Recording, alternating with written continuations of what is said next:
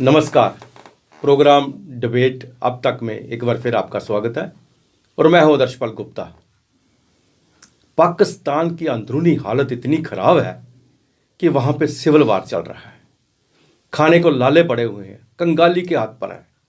लेकिन जम्मू कश्मीर के अंदर टेररिज्म को बढ़ावा दिया जा रहा है। 60 साल हो गए हमको बर्दाश्त करते हुए इसको। और बड़े गजब की बात यह है कि पाकिस्तान जो कुछ भी कर रहा है वो कुछ भी नहीं है जो ब्रह्मास्त्र भारत के पास है। और भारत उस ब्रह्मास्त्र को 60 साल से अपने सीने से लगा के रखा हुआ है। एक बार भी वो ब्रह्मास्त्र दिखा दे तो पाकिस्तान घुटनों पे आ जाएगा। जी हाँ, मैं बात कर रहा हूं इंडस वाटर ट्रीटी की। पानी की बूंद बूंद को तरसेगा पाकिस्तान अगर भारत वो ब्रह्मास्त्र बाहर निकालता है। लेकिन पता नहीं क्यों अभी तक इसको लेके हम चुप्पी साधे हुए हैं। इस इंडस वाटर ट्रीटी को मॉडिफिकेशन करने के लिए भारत ने एक नोटिस दिया है पाकिस्तान को, जिसका जवाब उन्होंने 90 दिन पे देना है। क्योंकि भारत भी अब समझ गया है कि हम पाकिस्तान को बर्दाश्त नहीं कर सकते। हम उसे पानी दें और उसके बदले हमें वो खून दें। आज इस पे हम चर्चा करेंगे। हमारे साथ हैं ब्रिगेडियर विजय सागर जी। ब्रिगेडियर साहब, आपका बहुत बहुत स्वागत है। Thank you very much sir. Brigadier साहब, इंडस वाटर ट्रीटी क्या है? ट्रीटी किस लिए हम 60 साल से इसे सह रहे हैं? जबकि पाकिस्तान हमसे बिजनेस करता है तो टेररिज्म यहाँ पे बेचता है। अगर हम हमें पानी देते हैं तो हमारे यहाँ पे खून की नदियाँ बहाई जाती हैं। आखिर कब तक इस ट्रीटी को हम सहते रहेंगे? ट्रीटी है क्या? क्यों इसमें इतने हम बंधे हुए हैं? देखिए, ये ट्रीटी जो थी ऑलमोस्ट 9 इयर्स की नेगोशिएशंस हुई थी under this thing world bank. उसके बाद फाइनली ये ट्रीटी हुई 1960 में, सितंबर 1960 में पंडित नेहरू ने इसको साइन किया गया था। और उस वक्त भी ये जो पॉइंट आज आप उठा रहे हैं ना कि ये हमारे पास ब्रह्मास्त्र है, उस वक्त भी बोला गया था कि आपने ये ट्रीटी क्यों साइन की जिस तरीके से ये है। तो नेहरू जी ने बोला था कि ये हमारी तरफ से एक गुडविल जेस्चर है हमारे नेबर्स के लिए, तो इसलिए हमने बोला उनको हम पानी दे देंगे। बेसिकली ये 6 दरिया हैं और 5 कह लो 2 मिलते हैं। तो starting with Indus, Jhelum, Chenab, उसके बाद रावी, ब्यास और सतलुज। और ये सारे के सारे इंडिया से चलते हैं और पाकिस्तान में जाके अरेबियन सी में जाके मिलते हैं। और जो एक इंडस रिवर है वो तिब्बतन प्लेटो से आता है, जिसका कब्जा आजकल चाइना के पास है। तो चूंकि हर कंट्री को अपनी वाटर की रिक्वायरमेंट होती है, इरिगेशन के लिए, पावर जनरेशन के लिए, और 1000 रिक्वायरमेंट्स होती हैं पानी की। तो जिस कंट्री में जो पानी चल रहा है उसकी तो है ही है, उसको यूज़ करने का हक तो होना ही चाहिए। तो अब पानी पाकिस्तान को भी चाहिए था। पाकिस्तान डिवाइड हो चुका था, अलग से बन चुका था। तो फिर उन्होंने बोला कि 3 रिवर्स जो हैं, दैट इज़ इंडस, झेलम और आपका चिनाब, इनके पानी जो है हम पाकिस्तान को इस्तेमाल करने देंगे और बाकी जो रावी, सतलुज और ब्यास है वो इंडिया यूज़ करेगा। तो हमने रावी, सतलुज, ब्यास पे अपने बराजेस बना लिए, रिवर्स बना लिए, डैम्स बना लिए, जो भी कर लिए हमने यूज़ किया। और ये जो बाकी 3 रिवर्स थे, this was meant for use of Pakistan. अब मेंट फॉर यूज़ तो ठीक है, परंतु अगर ये मेरे कंट्री से जा रहा है तो इसका मतलब ये थोड़ी है कि मैं अपना मग डाल के उसमें से लोटा डाल के पानी नहीं निकाल सकता। तो कुछ प्रोविजंस रखे गए, कुछ परसेंटेज ऑफ वाटर रखा गया कि इतना पानी आप भी इस्तेमाल कर सकते हैं।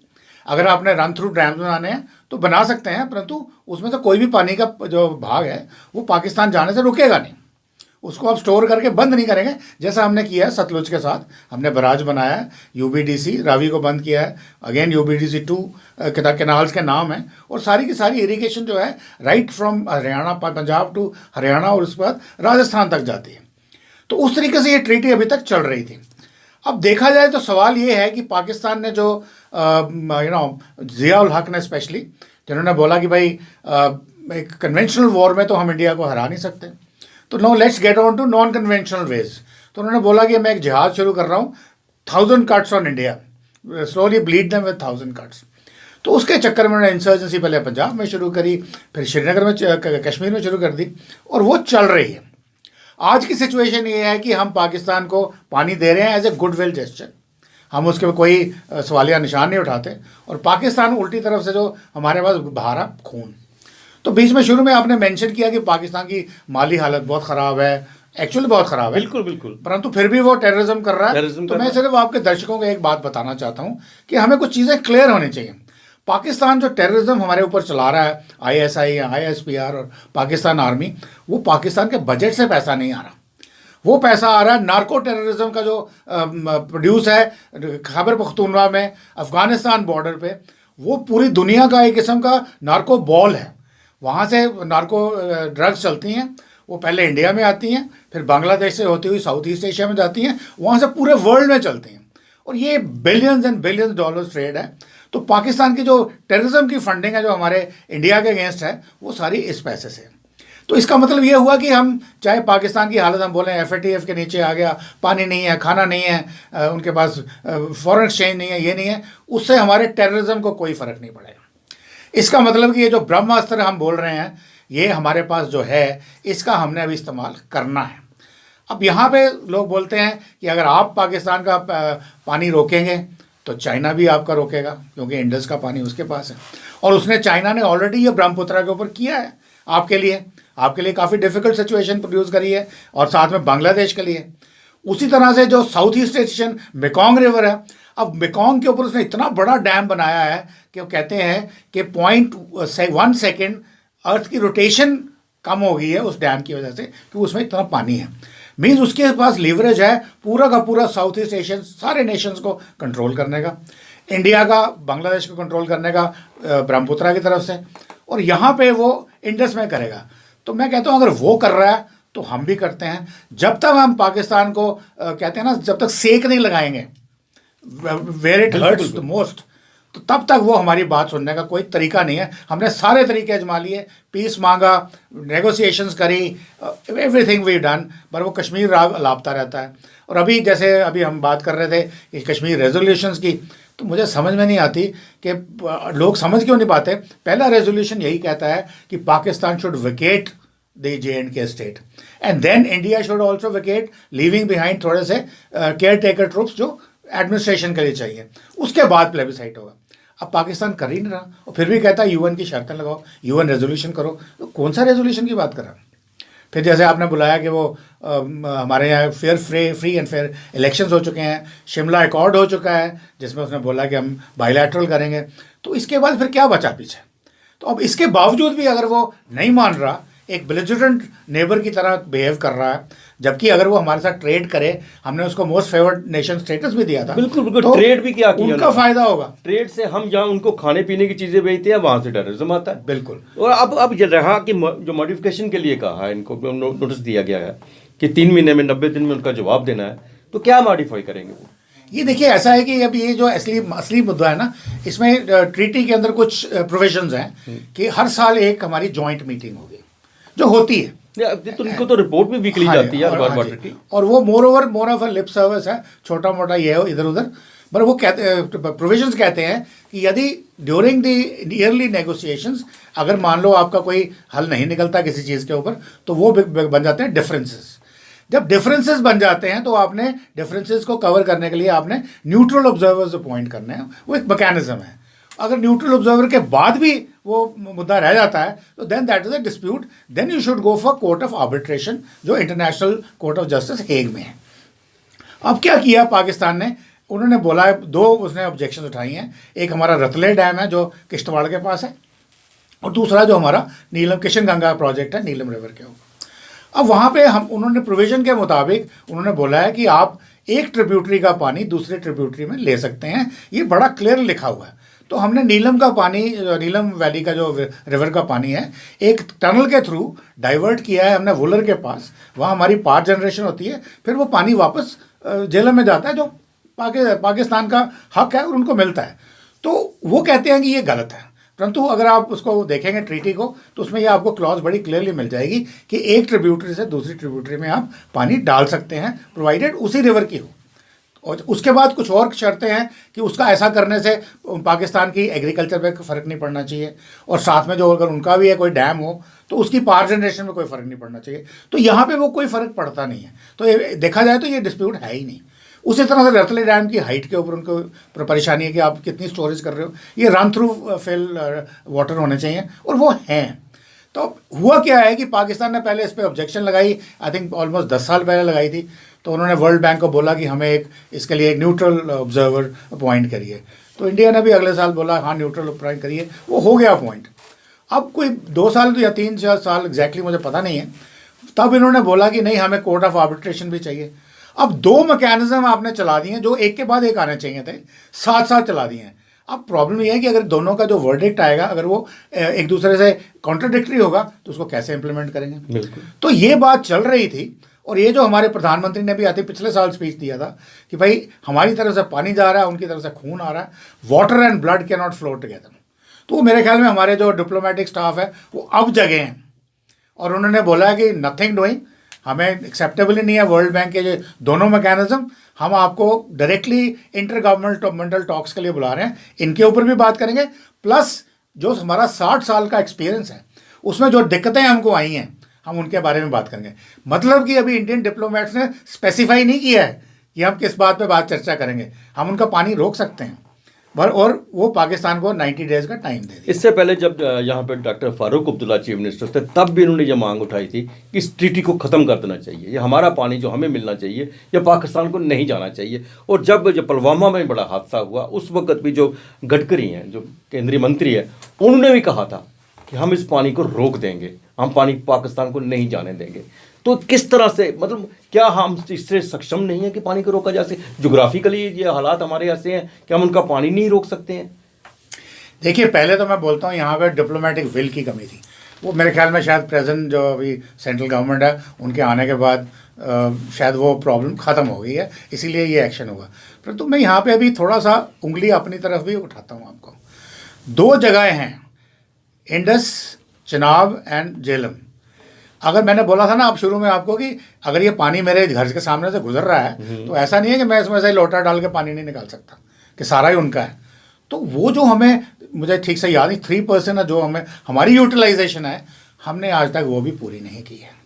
वो भी अनयूटिलाइज मीन्स वो पानी हमारा है एज पर द ट्रीटी, फिर भी पाकिस्तान को जा रहा है। एंड अगर आपको पता हो अगर इंडस बंद हो जाए पाकिस्तान का पूरा सिंध, तो आपका बलोचिस्तान और पीछे वाले प्रोविंसेस पंजाब को छोड़ के they will all go dry, there is no water over there. दूसरी तरफ आ जाइए अपनी रावी की तरफ। अब ये बात हमारे जम्मू की है। जब रावी की ये ट्रीटी आई थी तो जम्मू कश्मीर गवर्नमेंट ने एक पैनल बिठाई थी कि हम रावी का पानी जम्मू कश्मीर में कैसे करते हैं। बिल्कुल। जो हमारा लेट्स से पड्डू बिलावर जगह है लेकर के हमारा पूरी कंडी लेट्स से जम्मू तवी तक रावी तवी प्रोजेक्ट बनाया, रावी तवी प्रोजेक्ट था। और ये आज कंडी बोल रहे हो, यानी बंजर इलाका है। अगर वो नहरें बन गई होती तो ये आज ग्रीन होता। शिवालिक्स फ्रूट बास्केट थी हमारी J&K की, खेती बढ़िया होती। तो वो प्रोजेक्ट मीटिंग बैठी। अब उस मीटिंग में पंजाब के भी रिप्रेजेंटेटिव आए। अब मज़ेदार बात ये हुई कि पंजाब वालों ने जाकर तो अपने सारे बना लिए और हमारे वो, क्योंकि कश्मीर सेंट्रल गवर्नमेंट थी, वो नहीं हुआ, हमारी नहरें नहीं बनी। अब बोलते हैं डॉक्टर जितेंद्र उस दिन कि हम इनाग्रेट करके आए हैं, पर मैंने पूछा किसी को, कहता है ग्राउंड पे अभी भी कुछ नहीं हो रहा। अब इसकी इम्प्लीकेशन देखिए, एक तो पहले आपकी फ्रूट बोल था जो आपका शिवालिक्स का, जो आपकी प्रॉस्पेरिटी थी, आपकी इकॉनमी थी, आपका एग्रीकल्चर था, वो गया। जम्मू को फ़र्क पड़ा, कश्मीर को कोई फ़र्क नहीं पड़ा। दूसरा, अभी ये पानी जो रिस के जो आपके बराज में से निकल के, अगर आप कहीं लखनपुर गए, हाँ बिल्कुल, वो पानी रिस के अभी भी जा रहा है। पाकिस्तान की शकरगढ़ तहसील में बोलते हैं आज भी कि वो एक किस्म की बंजर हो गई है, बिकॉज रावी रुक गई है। बट फिर बोलते हैं कि वो एवरी ईयर 1 और 2 मीटर्स जो वाटर लेवल है टेबल, वो नीचे जा रहा है। और ये अगर ये हम अपना पानी रोक लें, ये पानी रिसने न दें और अपनी तरफ डाइवर्ट करें, तो वो जो हो सकता है वो एवरी ईयर 10 मीटर नीचे जाए। अब ये जगह है आप पाकिस्तान को सेक लगाने का कि भाई अगर आप नहीं करोगे, हम इसको रोकते हैं, इसका मतलब आपका ये सारा इलाका बंजर हो जाएगा, खाने के लाले पड़ जाएंगे। टेररिज्म बंद करो एज ए गुडविल जेस्टर। अगर हम आपको अभी तक दे रहे हैं, आप गुडविल जेस्टर है या हमारी अपनी कमी है। मैंने अपनी पॉलिटिक्स जम्मू कश्मीर की आपको बता दी, प्लस सेंट्रल गवर्नमेंट ने क्या करना चाहिए था, क्या नहीं किया, that is a different issue. But कहने का मतलब ये है कि इस ट्रीटी में जो चीज़ हमारी है, हम अभी तक वो भी पूरा नहीं ले सके।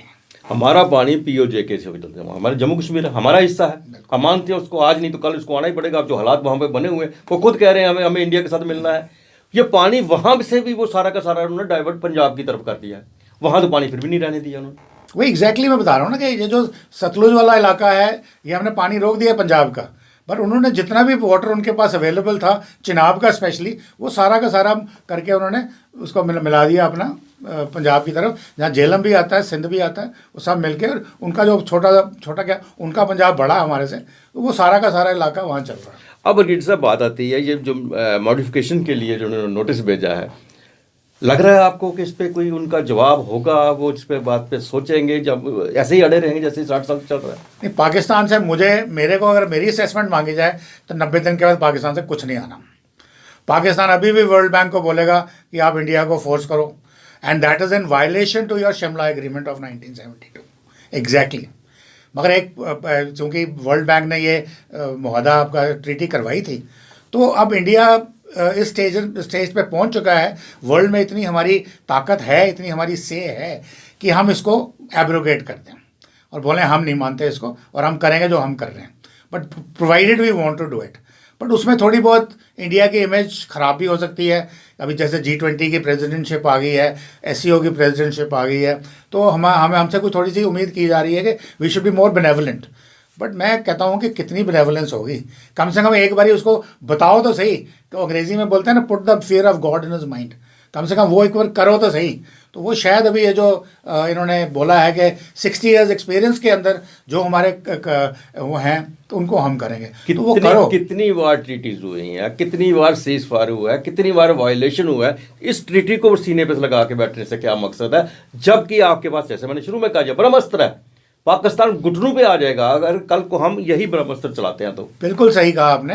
तो मेरे ख्याल में अभी एग्जैक्टली हमारे दिल्ली में क्या मोदी जी के जो सलाहकार हैं क्या बोल रहे हैं, बट मेरे ख्याल में ये पहला जो उन्होंने बोला ना इंटर गवर्नमेंटल मीटिंग, उनको भी पता है कि पाकिस्तान ने रिस्पॉन्ड नहीं करना, तो मे भी स्टेप बाय स्टेप ये रिस्पॉन्स ला रहे हैं। मगर मैं फिर भी इंसिस्ट करूँगा कि जो इवन इस ट्रीटी के अंदर जो हमारा लेजिटिमेट शेयर है, even from Indus, Jhelum and Chenab, वो तो लो ना पहले, बाकी बातें हम बाद में करते हैं। हाँ, चिनाब पे आई थिंक 6 या 7 डैम बन चुके हैं, और उसमें भी पाकिस्तान ने हर जगह जा करके, जैसे बगलीहार में हमारा हाइट कम करा दी, हमारी पावर जनरेशन की कैपेसिटी कम करा दी।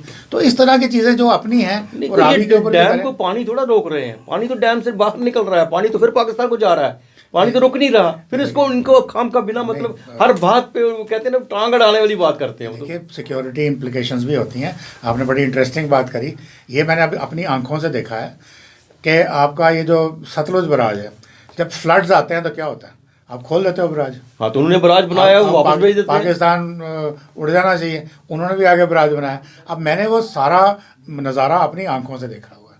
तो ये security implication, let's say there is a war, तो फ्लडिंग स्कीम में ये आएगा। अब इसी तरह से वो कहता है कि हम उधर करना चाहते हैं इंडस के साथ में या झेलम या चिनाब के साथ में, पर वहाँ पे टेरेन ऐसा है कि वो कर नहीं सकते, तो इसलिए वो डरे हुए हैं। साथ में जब आप फ्लडिंग करते हैं तो आपका जितने भी सेडिमेंट्स वगैरह हैं, जब उनको डीसिल्टिंग करते हैं तो वो अगले कंट्री में जाके काफ़ी तबाही मचाते हैं। तो ये भी एक किस्म का वेपन है, इसको भी यूज़ करो, इस तरीके से भी करो, उनका पानी रोको भी, और जब चाहिए उनको फ्लड भी करो, ताकि वो टेररिज्म तो बंद करें। बिल्कुल सही कहा आपने। वार तो चल रही है ना, वार तो प्रॉक्सी वार चल रही है, पानी को लेकर तो वैसे भी पूरी दुनिया में वार शुरू होने वाली है, कभी ना कभी, आज नहीं तो कल। तो अगर पाकिस्तान इसके साथ घुटनों पे आता है तो भारत को आने वाली अपनी सोच को बदलना पड़ेगा। रीड साहब, आपने ट्रीटी के बारे में हमारे दर्शकों को बहुत कुछ बताया और बहुत सी ऐसी चीज़ें सामने लाई। उम्मीद करते हैं कि आने वाले दिनों में, हमें तो पूरी उम्मीद है कि भारत की सोच अब इसी ओर जा रही है और कोई ना कोई इसका दूसरा तरीका वो निकालने में लगे हुए हैं। और आने वाले दिनों में पाकिस्तान ने अगर टेररिज्म ख़त्म नहीं किया, जम्मू कश्मीर में खासकर भारत के अंदर, तो पाकिस्तान पानी की बूंद बूंद को तरसेगा। यही मैं चाहता हूँ कि एक ग्रेजुअल रिस्पांस प्रॉब्ली शायद गवर्नमेंट ऑफ इंडिया ने शुरू कर दिया है। और दूसरा, मैं आपके माध्यम से दर्शकों को ये बताना चाहता हूँ कि ये बात हर एक शहरी को पता होनी चाहिए। ये नहीं कि ट्रीटियाँ हुई हैं, वो गवर्नमेंट के कॉफर्स में पड़ी हुई हैं, किसी को पता नहीं क्या लिखा है। ये चीज़ हर एक आदमी जो जम्मू कश्मीर का स्पेशली नागरिक है, उसको ये पता होना चाहिए कि ये टूल हमारे पास है, और वो गवर्नमेंट को मजबूर करे बाई वेरियस फोरम्स कि भाई इसको करिए, ताकि वो जान तो हमारी जा रही है ना, खून तो हमारा बह रहा है। एक रेस्ट ऑफ इंडिया में अगर देखें तो खून तो हमारा बह रहा है, उनका नहीं हो रहा। तो आप मजबूर करें गवर्नमेंट को, अपने रिप्रेजेंटेटिव जो आपके MLAs MPs वगैरह हैं, मिनिस्टर्स हैं, उनको बोलिए कि गवर्नमेंट ऑफ इंडिया को सैनिटाइज करें, पर इस पर तवज्जो दें। Thank you very much read साहब, आप हमारे स्टूडियो में आए और इतनी जानकारी दी। you आज so के लिए बस इतना ही। अगले प्रोग्राम में फिर आपसे भेंट होगी, तब तक इजाज़त दीजिए। नमस्कार।